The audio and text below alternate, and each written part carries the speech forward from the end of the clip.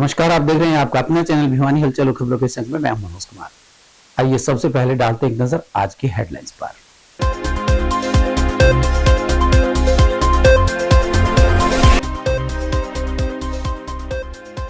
Roadways कर्मचारियों ने 2 घंटे हड़ताल करके सौंपा जीएम को ज्ञापन।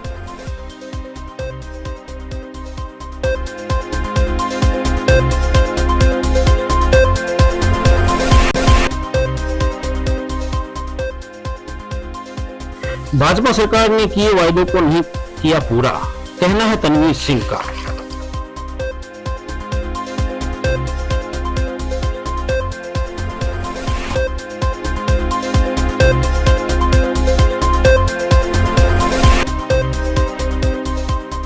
सरकार की गलत नीतियों के कारण प्रदेश में आड़ती किसान मजदूर बर्बादी की कगार पर, कहा पवन बुआनीवाला ने।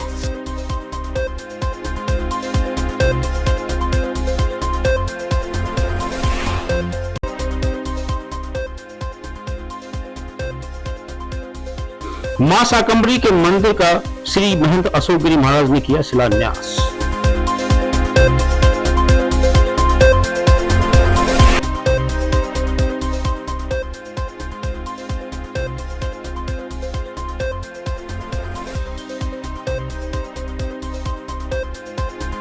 सीवरेज ओवरफ्लो से परेशान है वार्ड नंबर 14 के निवासी।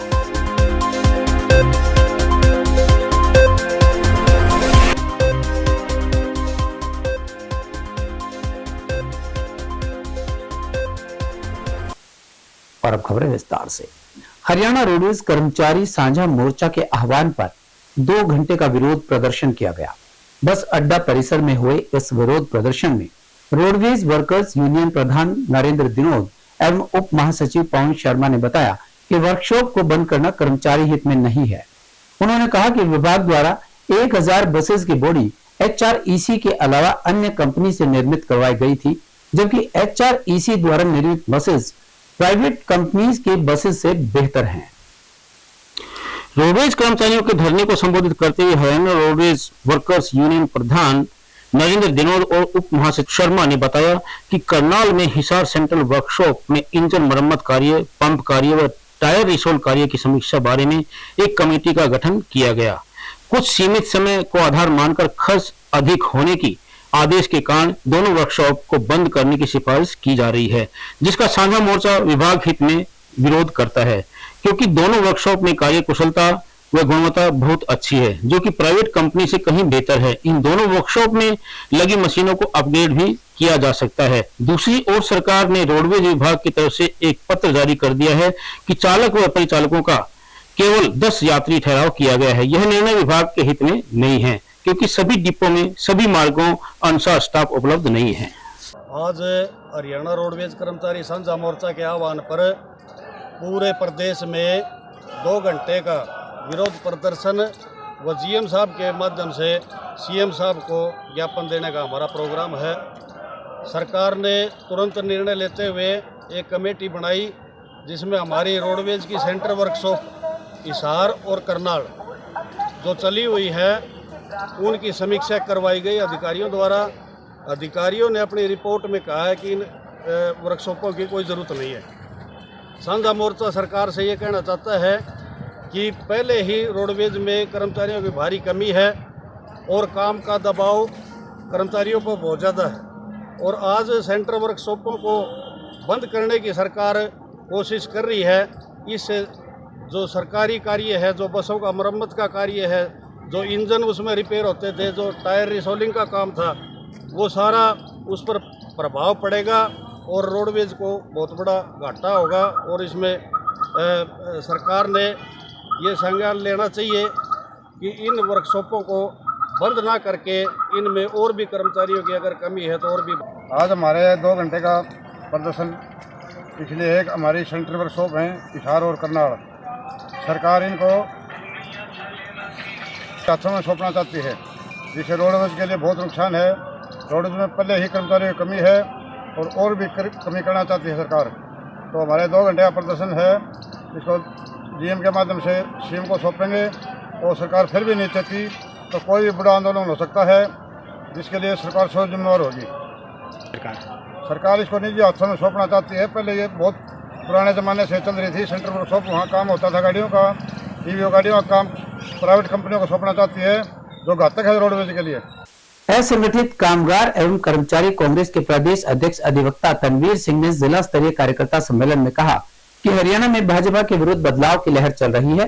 जनता भाजपा को हराकर इंडिया गठबंधन को जिताने का मन बना चुकी है। उन्होंने कहा कि सरकार न तो किसानों की आय डबल कर पाई है, न हर गरीब को मकान दे पाई और न ही महंगाई पर कोई लगाम लगा पाई है। असंगठित कामगार एवं कर्मचारी कांग्रेस के प्रदेश अध्यक्ष तनवीर सिंह ने कहा कि इस बार के लोकसभा चुनाव में जनता आधारभूत मुद्दों को ध्यान में रखते हुए वोट करेगी और भारतीय जनता पार्टी को बाहर का रास्ता दिखाएगी।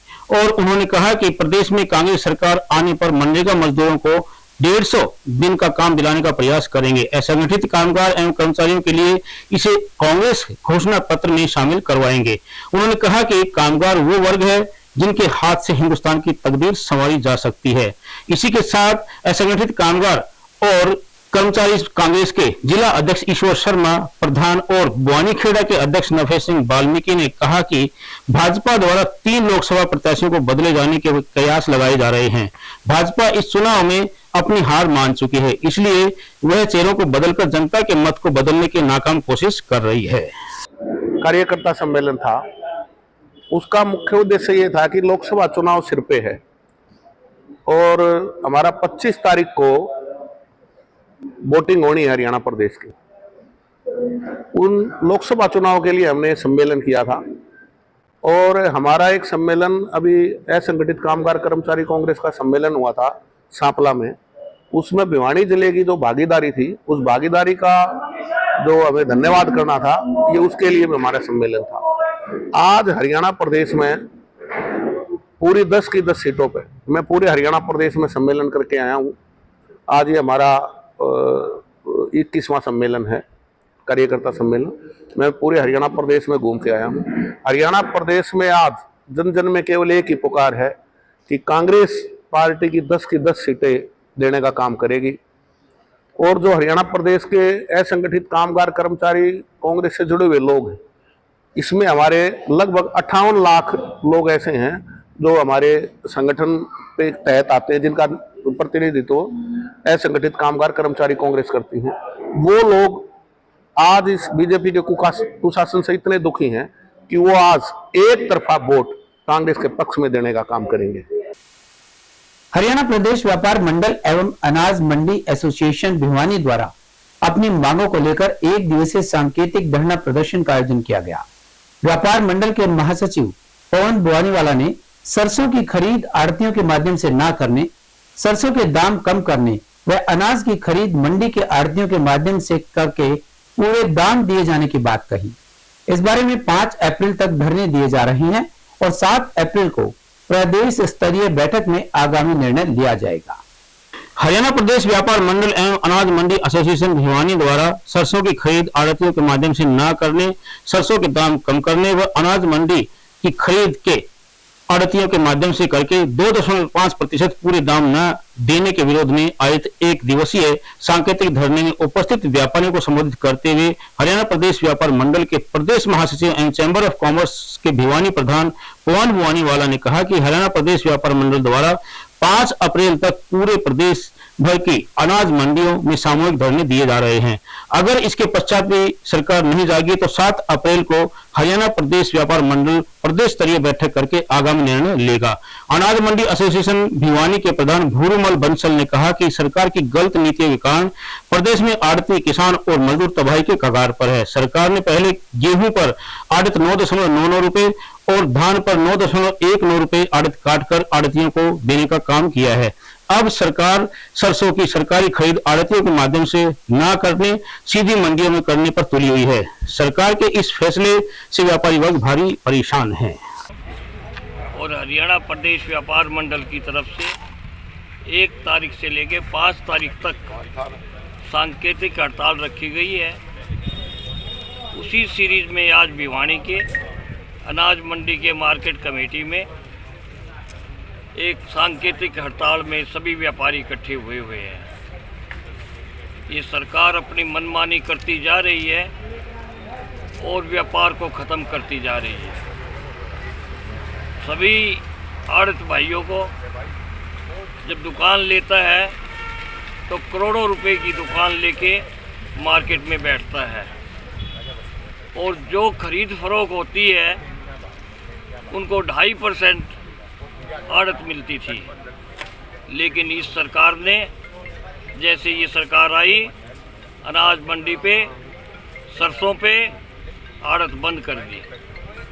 एक व्यापारी जब दिन रात काम करता है, जमींदार भाइयों से मिलता है, भराई कराता है, ठेकेदारों से बात, तो लाखों लोग बेरोजगार हो जाएंगे।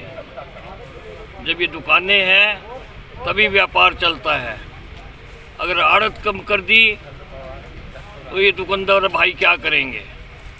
एक बड़े दुर्भाग्य की बात है, पोर्टल चालू कर दिया। कहते हैं सरसों की खरीद पोर्टल से होगी। अरे भाई, पोर्टल ही खरीद करनी है तो जमींदार को कैसे तो पेमेंट मिलेगा। एक व्यापारी ऐसा है जो व्यापारी जमींदार को भी और किसान को भी और कर्मचारी जो है सबके सहायता करता है। जब फसल आने से पहले भी आड़ती भाई उनको पैसे देते हैं और जब पैसे फसल आ जाती है लेके आते हैं, और जब आड़तियों को कुछ मिलेगा ही नहीं तो उससे जो फसल बोता है किसान भाई हमारा, उसको भी भारी नुकसान होता है। हमें उम्मीद है या तो सरकार 5 तारीख तक अपनी मांगे मान लेगी, नियम दोबारा एक राज्य स्तरीय एक बैठक होगी 7 तारीख को। उस 7 तारीख में ये निर्णय लिया जाएगा कि अगला कदम हमारा क्या होगा। सारा हरियाणा बंद करेंगे, सारी मंडियों को बंद करेंगे, या और कोई नया तरीका जो सभी हमारे अधिकारी फाइनल करेंगे वो होगा। जिले के गांव बांस रानीला में आदि शक्ति मां शाकंभरी देवी के मंदिर का शिलान्यास श्री महंत डॉक्टर अशोक गिरी एवं आचार्य माईजी महाराज द्वारा मंत्रोच्चारण के साथ किया गया। भूमि पूजन के लिए किए गए यज्ञ में पूर्ण आहुति जोगीवाला मंदिर के महंत श्री वेदनाथ महाराज द्वारा डाली गई। वहीं इस मंदिर परिसर में एक लाइब्रेरी का निर्माण भी करवाया जाएगा ताकि ग्रामीण आंचल के बच्चों को पढ़ाई की सुविधा मिल सके। जिले के गांव बांस रानीला में आदि शक्ति मां शाकंभरी देवी के मंदिर के शिलान्यास पर आयोजित यज्ञ में जोगीवाला मंदिर के महंत श्री वेदनाथ जी महाराज ने पूर्ण आहुति डाली। इससे पहले श्री महंत डॉक्टर अशोक गिरी महाराज और आचार्य माईजी महाराज ने मंदिर का पूजित ईंटों के साथ शिलान्यास किया। इस अवसर पर मंदिर के संस्थापक ने मंदिर के बारे में विस्तार से बताया। उन्होंने सहयोग के लिए ग्राम वासियों का धन्यवाद किया। श्री महंत डॉक्टर अशोक गिरी महाराज ने अपने आशीर्वचन में कहा कि वर्तमान में धैर्य से जुड़कर चलने की आवश्यकता है।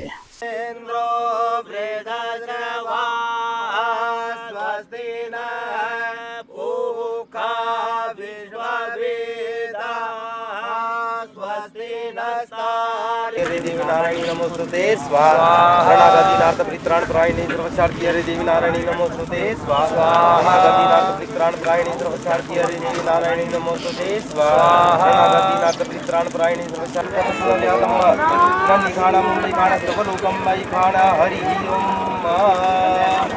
मल्लका भोगना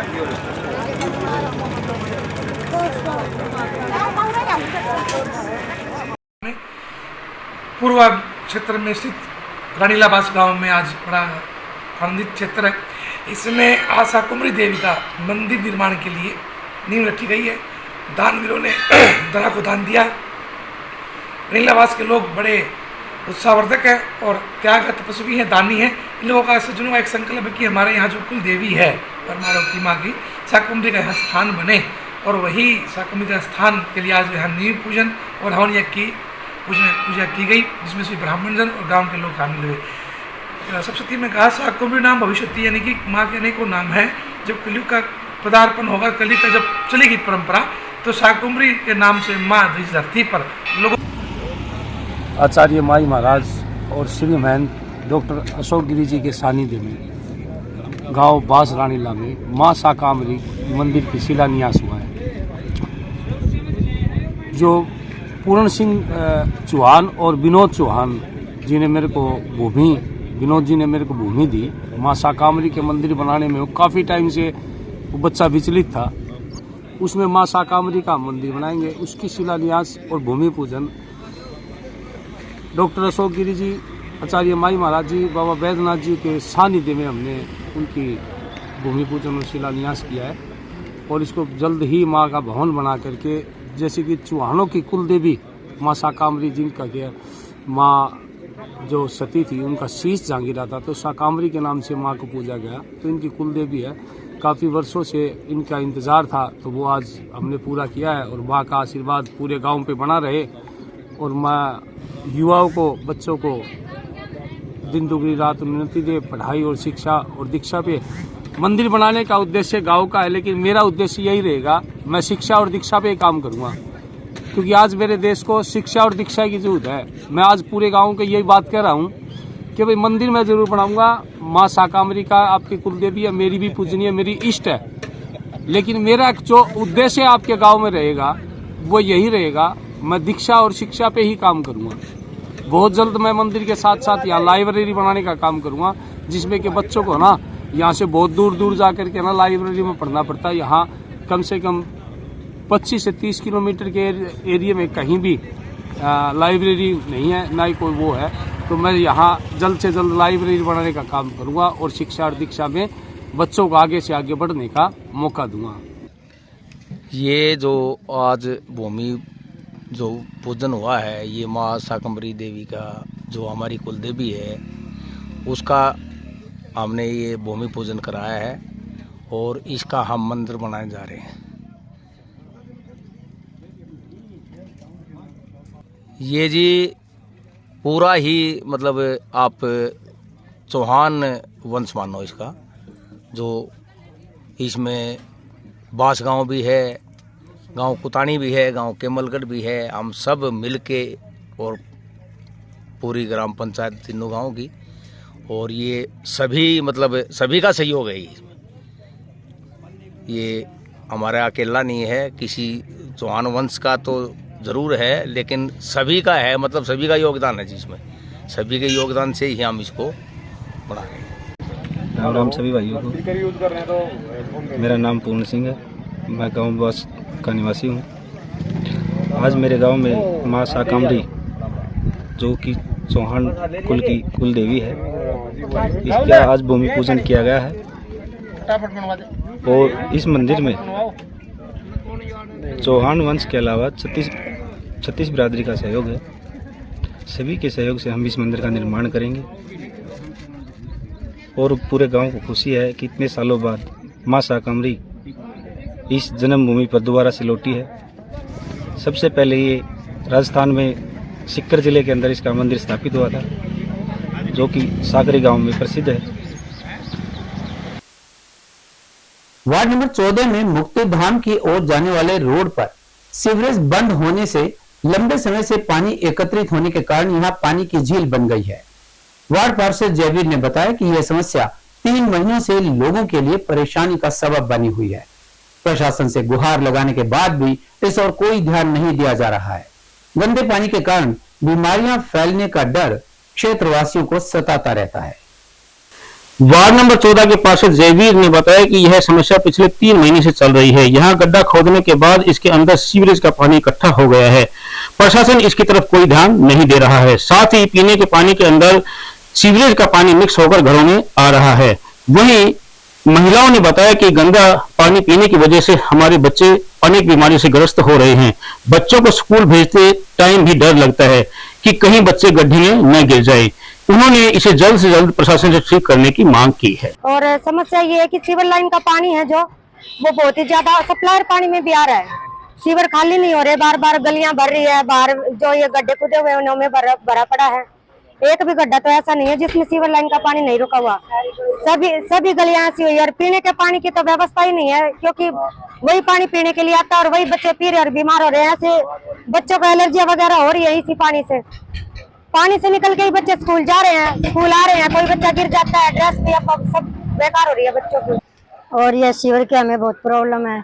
गली में जो पानी आता है ना सप्लाई का, उसमें भी इसकी मतलब मिलावट है और इससे घर में बीमारियां वगैरह, बच्चों को भी एलर्जी है।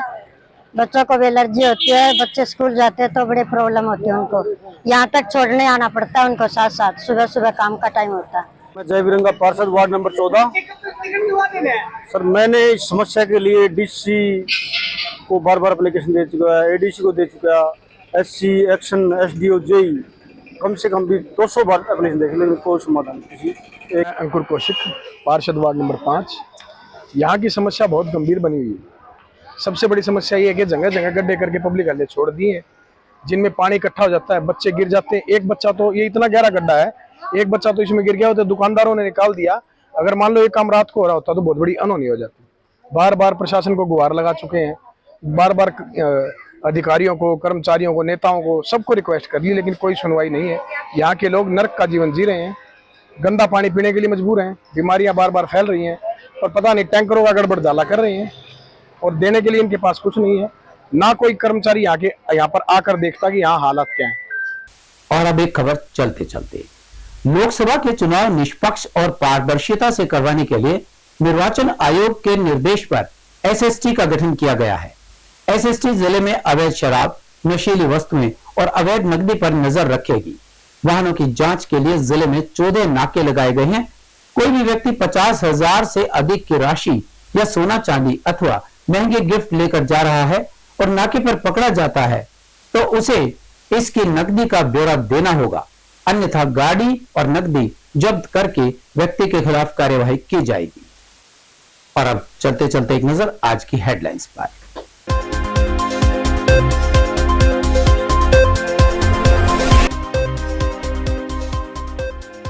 रोडवेज कर्मचारियों ने 2 घंटे हड़ताल करके सौंपा जीएम को ज्ञापन।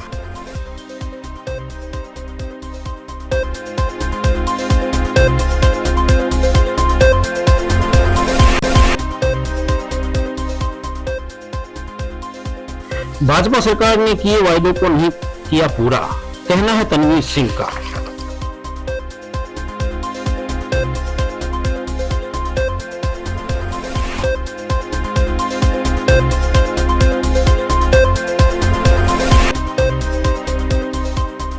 सरकार की गलत नीतियों के कारण प्रदेश में आड़ती किसान मजदूर बर्बादी की कगार पर, कहा पवन बुआनीवाला ने।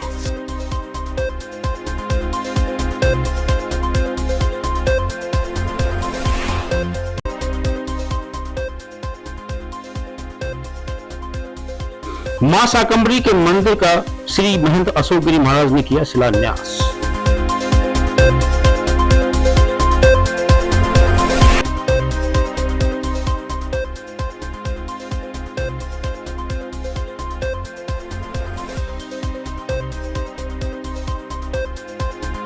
सीवरेज ओवरफ्लो से परेशान है वार्ड नंबर 14 के निवासी।